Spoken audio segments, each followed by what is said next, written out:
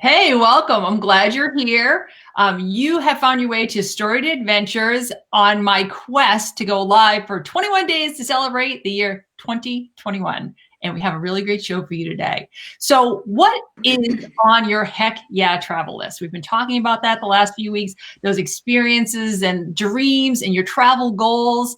Um, could it be that you dream of grabbing a paintbrush and an easel and heading to the beautiful hills of Tuscany to try your hand at being an artist? Well, if that's on your heck yeah list, you're in luck because today I'm welcoming Linda Mironti from Il Chiostro Travel Il, Ch- Company. Is it a travel company or is it a tour company? it's Il Chiostro, Il Chiostro. and because you said it perfectly before, and I was so proud of you. Um, it See, the is pressure's on when I'm live, so my Italian falls off. yes.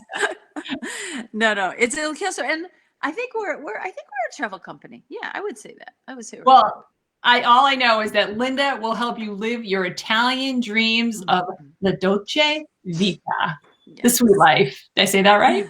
Yes, you I did. That was did. perfect. I love the sweet life. So welcome, and I'm so glad you're here. Thank you. Before we start, I know, like me, you love to travel, and we've both been hanging out at home quite a bit. So Mhm. when you finally get to travel, I probably don't have to ask, but where will you go? Let me see. Hold on. Italy. That's well, Italy. if you had said like Columbus, Ohio, I would have been like, what? Not that any wrong with I Columbus. always I always use Detroit as that place. Like it's not like we're standing in Detroit, and it's really awful because Detroit is a lovely city, but it isn't Italy or Tuscany. So Right, right. And you know what? And you know who loved Detroit? Anthony Bourdain. I've watched yes, his, I I mean, believe really, it. it's amazing his Yeah. love for Detroit. It makes me want to go there. But we're not talking about that today. We're talking about Italy. So I know that you are an artist and a chef, which is a perfect combination to introduce people to my absolute favorite destination of Italy. So what made you start leading trips? Did you go on your own and say, I have to share this? Or how did that come about? Well, it was actually because of my business partner, Il Chiostro, because it's Michael Mele and myself, and he approached me. I had been going to Italy since I was 10 years old. I'm first generation Italian, and I speak Italian because my dad really wanted me to learn how to speak Italian. So I learned it from a child. I don't know why things are the way they are. I just know how to say them. Yeah. It's funny because I don't know the grammar. But so I was going, and then I was in show business. I was a singer for many years, and the last 7 years of my show business career were in Italy. I did TV shows, et cetera, et cetera. And Wow. then I decided that I wanted to come home to America and to New York. And ironically, I wasn't sure which was my home after all that time. I didn't feel comfortable here anymore, and I wanted to be here, but it took a long time to transition. And so I gave up singing because New York is not Rome, and it was a whole different ballgame when I got back Mhm. Right. to the States in the music business. So I went to culinary school because I always thought it was something I wanted to do. And I thought, if not now, when? And Right. so I went and I loved it. And I learned the science of cooking. I mean, I cooked because I'm Italian. I cooked since I was a kid with my mom and my grandma.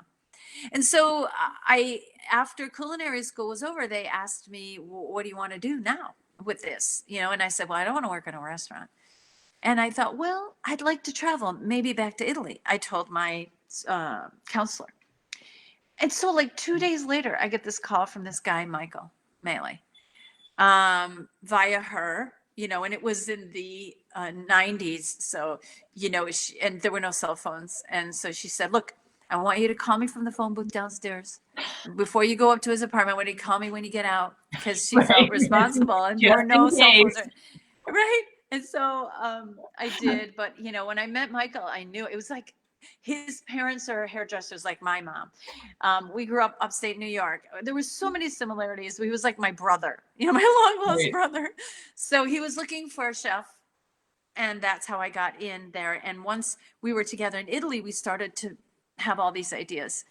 And it went so well that we decided that we would I was working as a catering chef and he was working in graphics. And then we just started doing this like on the side, and then it got to be too much more time consuming than our regular day jobs. And so it took us about 2.5 minutes to say, yeah, Right. I think we're going to throw ourselves into this. So we And did. plus, And that's how how it all fun. Not that your day jobs weren't fun, but come on, going to Italy, no. 3 people to Italy. But I have to ask, I'm sure there are people watching, someone's watching that's saying, you know what, I do have an itch to be creative, or I've always dreamt of doing that, but man, I am a lousy painter, or I don't have that skill. So who are your trips for? Are they for everyone? Tell me about that. How would someone feel comfortable if they have very little experience going on a trip? Oh, absolutely. Absolutely. I also was one of those people that said, and one of our instructors, Louise Freshman Brown, said to me early on, come on, you're a singer, you're a chef, you're Italian, you can do this. And I said, yeah, but no. And so I took a class from her one day and it was amazing to me. I mean, I would say almost all of it's very rare that an instructor will say, no beginners. Also because it's a part of it, but it's not all of it, and everybody always wanted to paint. Everybody always wanted to take pictures or take a cooking class or do wine tastings or go to Italy. And we even have a non-participant program in the workshops. Like if you want to go and just live La Dolce Vita, and we call that the Dolce Vita part. Right. If somebody just wants to laze around and watch the Tuscan hills and then maybe go for a walk and then before dinner and lunch. And then we also take folks on expeditions and excursions to depending on where we are. If we're in Tuscany, we go to Siena, which is always the favorite, and we go to various hill towns.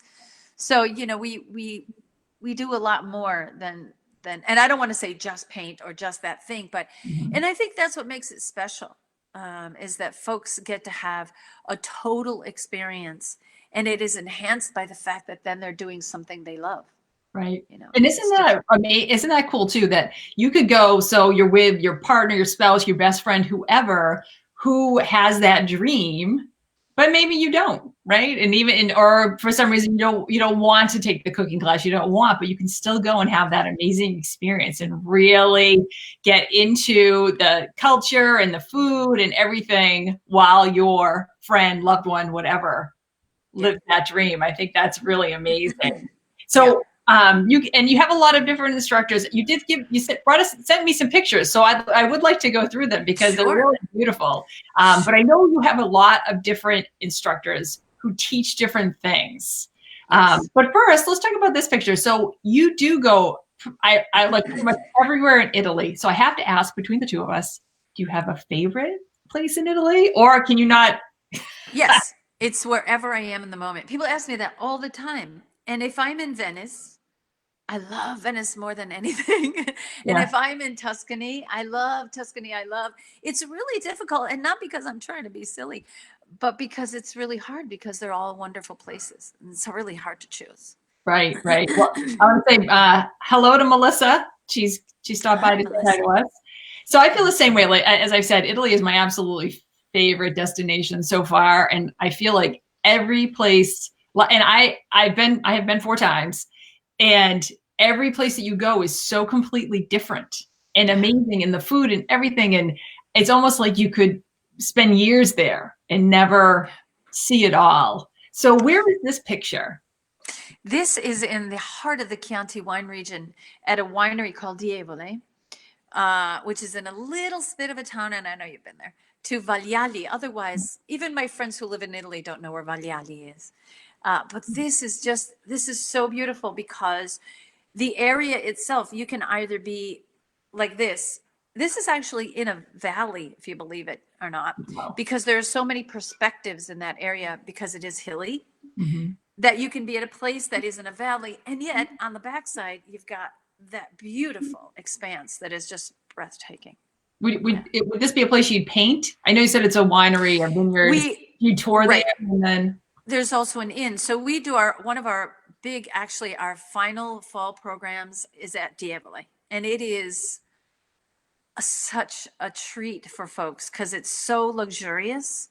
and they just redid it. And I remember when they first redid it, we had folks that, because a lot of people come back to us, and they came back, and especially to Diabole, and they had redone the whole place. And the guy said to me, uh, I'm sorry, but we did not pay for this room. This can't be our room. And I said, no, this is your room.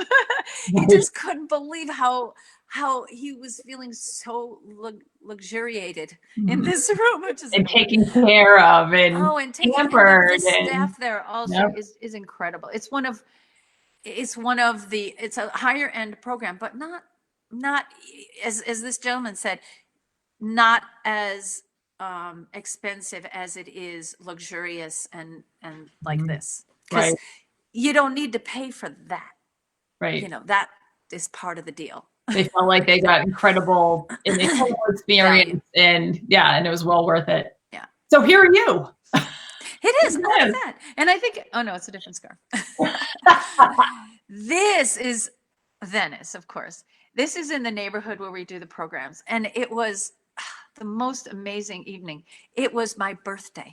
And which is why I said last year, no, the year before, last year's a blur.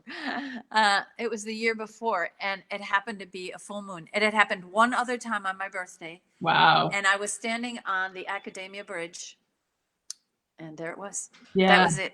It's amazing. And I feel like, I know over tourism was a huge problem before the pandemic. And of course now they're suffering from under tourism because they need the tourist dollars. That's really the economy's based on that. But I really feel like if you can get to Venice one time in your life, you have to. It is so magical and amazing what they built. And what, it really is miraculous. You think about it. It's such a cool place. And people ask me all the time, I have like just 2 or 3 days. Should I go? And I say, yeah, if you have a day, you should go. And I hate to say that because of the cruise ships. Don't take a cruise ship. But if you're staying nearby and you want to go in, you should go, because the sheer just being there is magical. It is magical. It really is. And, before you go, you read a lot, that it smells. Who cares? And honestly, there are certain canals that we know, but I don't get that. I don't either. It smells like the ocean to me, and that's it. So at most, yeah. So this is a picture of actually painting. Is that a client in the instructor helping? You know who that is? You know who that is? That's Lynn. Oh, is it? Oh, yeah. Oh, I had the opportunity to paint with Lynn at a private Zoom event, which I know we're all tired of, but she was fabulous. Yes, she's lovely. Lynn comes to all of our locations, and I think there's another photo of her too. I'm not sure if I put it in, but this is right across from where folks are staying. You don't have to go far in Venice either, because there's a canal just about everywhere, and there's painting and photo opportunities everywhere. So this is right outside of the place where we stay. Oh, that's amazing. So you offer painting. I know you offer photography classes. And cooking classes, and are there others? So this is a real. When I first looked at how do we do that? I'm standing in front of a painting, but they're not. It's also upside down. But it is. Oh, it is. You can't see that upside down for me. That's funny. It looks perfectly fine. Oh, I hope. Oh no. It's okay. Oh, that's weird. It's in front of a poppy field, right? Because we look at. We look for them. I have folks on call to, when I get there in the spring, I always call them and go, okay, where's the poppy field or two? Because in Tuscany in the spring, there are many. And so this is, in front of a poppy field where, as you can well imagine, the painters were there pretty much all day. Oh, I bet. And I'm sorry if people are seeing that upside down. It looks perfectly fine in my screen. That's strange. Really? That's funny. It does. And maybe it is to them. It's just for me, it doesn't. I hope not. How's that one? Well, here's another one, just in case you missed it. Okay, this one looks okay to you? Yes. Yeah. Oh, good. So it's beautiful. It almost looks like you're standing in the middle of the painting, right? Right. Beautiful. Right. Yeah. And this was a double whammy of beauty, because there was wheat. The poppies happened to be in a wheat field. Wow. And it was early, so the wheat was still green, and It was just beautiful. And I didn't do a thing to this photograph, by the Yeah, way. it's gorgeous. But you feel the softness of everything. It's just gorgeous. Yeah. So I know you're doing a lot of classes online now. We are. Yeah, and I know it's not the same, but I'm sure it must, pique people's interest in actually taking a trip. So, but you are painting Italian landscapes now. Yes, most of them have an Italian theme to them Mhm. because all of our instructors have gone there. And so they like to bring that, and people love it. I mean, and it does absolutely, it does absolutely bring Italy to you for that couple hours that you're on with people, as you can, as you Yeah, know. yeah, it This was one is fun. sideways, however, which was curious because I was curious to see if it would have a different shape if it was, because it's a portrait photo. How does that look? Is it Nope, still still the sideways? same. No. Yes, yes. That and it looks fine to me. Isn't that So funny? Oh well, that's okay. This I'm is gonna a have to little call Be easier to get. Live about this and see what's what. But the great thing about this photo is that it's from one of our places in Chianti, and not Diavola, a different place, and it's the drive. And you kind of lose it when it's sideways, but the perspective is that it's just that through the cypress trees sort of Mhm. perspective of the two rows and then the road that continues. Right, right. That must be amazing. How's that? Is that one okay? Yes, it is. And I'm sorry, I apologize because I do see it as it looks It's right. so funny. Right, it is funny. So where is it? Is this a place that you stay? This is our place in the Val d'Orcia, which is just outside. It's south of Siena and south of Chianti, and it's still in Tuscany, and it borders it's called the Val d'Orcia, Valley of the Orcia trees. And wine is they produce wine, but it isn't the main thing like Tuscany. And this is a noble villa that they call it, a noble villa, that's just beautiful, and the gardens, which I think you have another photo of a pie that I made that gives to the garden, that, yes, that's what those guys are looking at. And I love Italy for the palm trees. Like, you Mhm. go to Rome, and I'm sure you've experienced this, and you see palm trees, I mean, palm trees, and people always go, "Why are there palm trees?" Right. Because they can. They were I brought know, there why and they not? thrive. So, Truly. yeah. So do your trips also, I know experiential is a catchword now. Everyone's like the experiential trips. Do you do that type of thing like farm to table? Do you connect people with farmers? Do you go to the olive Oh, yeah. groves or do you do things like that? Like what are some Yes, of we your do. experiences? We do. And I just had a friend ship me some olive oil because every fall I bring some back, because every fall in the Diabole program, we go do an olive, right, literally watching them being picked and then taken to the press, and then experiencing the olive oil right dripping out of the press, which is an Wow. amazing experience and is like nothing you've ever tasted before. Like that. Because the minute that it does that, it starts to degrade a bit. And Mhm. but if you get it bottled and you consume it pretty quickly, you'll get that bite and that peppery and that hot. I mean, sometimes uh, it's like you put pepperoncino in everything. It's hot. It's spicy, very spicy. I read, So we do. I was reading a cookbook that was saying with olive oil that Americans almost always have spoiled olive oil in their kitchens because we don't know, and that Yeah. if it smells like a crayon, then it's kaput. Oh God. Have Yeah. you heard Not that? good. Uh, But not only that, this is fascinating what you're saying too, because I've done many olive oil tastings with people, and I always place bets with whoever's with me that how much they're going to say that they like the one that I just got from the grocery store that is not a more genuine olive oil. mhm. Because people in the US that don't know that always choose the olive oil that's a little bit bitter. Right, Olive oil is not bitter. It's right. spicy or it's grassy, but it's never bitter. But we now associate that with really good olive oil. Mm-hmm. And so they always pick their favorite as that. And I always say, okay, now we're going to go back and we're going to taste it again. And I want you to taste, those are chemicals that you're tasting. Right, right, to preserve it. It's just Right. really what it is. But, and Yeah. I'm not saying don't use it. I use it too when I don't have the other stuff, but it would be lovely to, like they do, to grow up with just the real thing. The real thing. And probably if you're using it in a recipe too, it's different if you're actually Oh pouring yeah. food to eat it Oh yeah. Yeah. And raw. you would, I mean, I use it in salads and things. I don't cook with it only because I don't have an abundant amount of it. But if you're cooking with, with Diceco or whatever you find in the grocery store, it's fine. It's not terrible. It's not bad for you or anything. It's just that subtlety that people miss sometimes. Right, right. Yeah, we don't have that.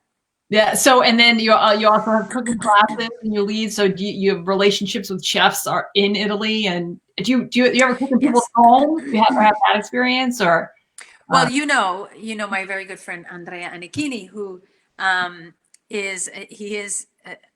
met him the first week that we were there with Il Chiostro 25 years ago. Wow. Over 25 years ago now. And because I went down to Dievole, he was the sommelier at Dievole, and we met and we fell in love with each other. And he helped us kind of broaden our horizons because he's that kind of guy. Mhm. And because you know Right. him. I met him. Yes. And he's fun, and he didn't even speak much English in those days.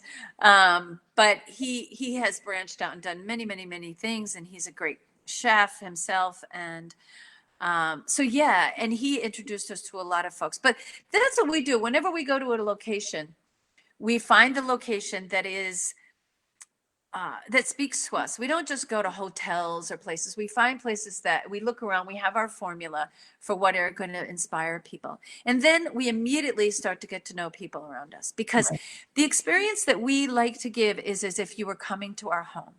And that was something that from an early age I had in Italy. I would have friends come to visit, and people, and Michael, the same thing. He came and he was blown away. And he said, this is what we have to bring to people. Because you can go to a hotel or you can go somewhere, but when you go, like when people come to visit me in New York, they come visit me, and it's different staying with me than staying in a hotel. You know someone. Yes. And that's the experience we give them. That's wonderful, because I did have a day with Andrea, that story, and it was amazing. We had so much fun. We were cooking in his home with his wife, went to his cousin's vineyard, and the whole thing. And then we ate our masterpiece on his back porch, which it was, I don't know, like a set of a movie in Tuscany. Yes. Like, it was so amazing. Yeah. It was just such a great experience. So I do have a question for your chef's hat. So Melissa wants to know if there's anywhere besides Italy to get great quality olive oil. Oh, sure. Yeah. Spain has great olive oil. Greece also. They're different. They have different characteristics, but they're also very good. And here's what I would tell you if you're going to go to the grocery store and get oil. Everything has changed now, even in this country. So if you can get a single provider, that would be great. And then at least get a single country.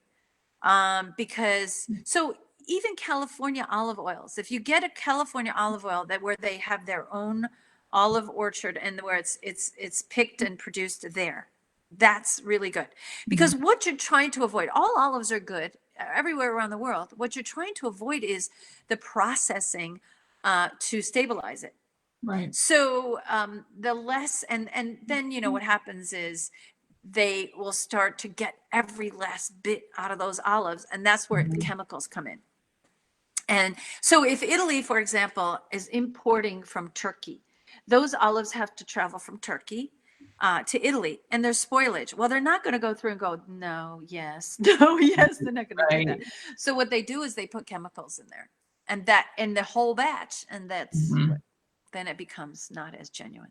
Okay, well, that's good to know. And sometimes is it blended too? Does it sometimes they taking olive oil from different and combining it? Sure, and it's yeah. And if you could get it like I said, from Italy. So if you're getting an olive oil, and now you've got to read fine print because they make it really small. If you can get it that they're all Italian olive oils, if you can get it all that they're all Tuscan olives, you're doing good. So you've got to try to, because it's really hard to find single purveyors here in the United States. But you can also go online and order them from Italy, and it's not that much more expensive. Like I said, you wouldn't use it to fry with, but you could still have it. Right. Or go to Italy. As soon as you Bring it can. home. Bring it home with you. So we're almost out of time, but I just wanted, I did look to see, it looks like to me like you are starting to introduce trips in 2021. When are you planning to get back on the road? Do you have any ideas of? Well, we were talking about this. As soon as we can, we are planning the fall of this year. We're going through the plans, and there's stuff on our website for the fall. And so we're keeping our fingers crossed that we all can get vaccinated and get on those airplanes. Yeah, I'm hoping. So, yeah. Let's hope. Yes. Let's hope. So where can people find you? What's your website? What's your social handles and things like that? It's ilchiostro.com.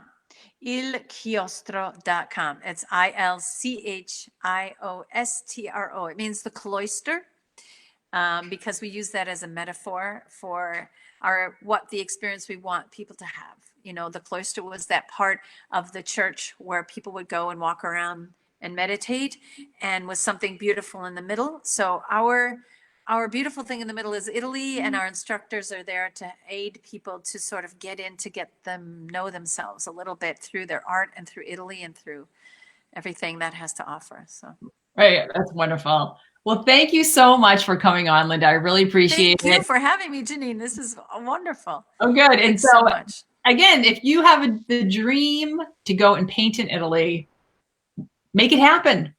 Make it happen. Paint, photograph, cook, eat, drink, whatever. And just enjoy la Dolce Vita. How do you say that? Is that right? La Dolce Vita. You said La Dolce Vita. And don't forget to grab your copy of the Dream Big Travel Planner. I will throw that in the comments. If you want to get in touch with Linda, reach out to me. If you have questions, pop them below. Share this video with somebody who might want to visit Italy. And thanks again for coming. And remember, all great stories start with an adventure. I'll see you next time. Bye. Thanks, Janine. Bye.